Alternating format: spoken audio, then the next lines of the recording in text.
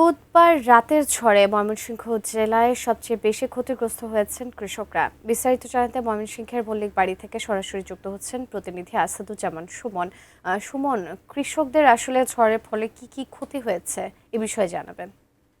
যেমনটি বলছিলেন যে এই যে ময়মনসিংহ জেলা জুড়ে কিন্তু গতকাল কালবৈশাখী ঝড় বয়ে গিয়েছে, এটাতে কিন্তু যারা সাধারণ কৃষক রয়েছে তারা কিন্তু বেশ ক্ষতির মুখে পড়েছে। বিশেষ করে কলা চাষি যারা রয়েছে তারা কিন্তু বেশ ক্ষতির মুখে।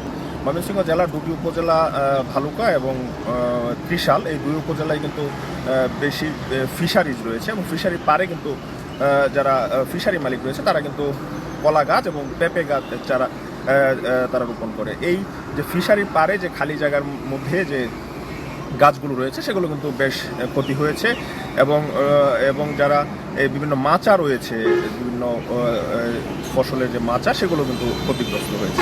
সব মিলিয়ে গোটা জেলায় কিন্তু এই গতকাল কালবৈশাখী জ্বর, এতে কিন্তু কৃষকরা বেশ ক্ষতির মুখে পড়েছে। গতকাল রাতে বাংলাদেশ কৃষি বিশ্ববিদ্যালয়ের যে রেল লাইন রয়েছে সেই রেল লাইনের উপর একটি গাছের ডাল ভেঙে কিন্তু প্রায় ঘণ্টাখানেক এই ঢাকা ময়মনসিংহের সাথে ট্রেনের যে যোগাযোগ সেটি বন্ধ ছিল।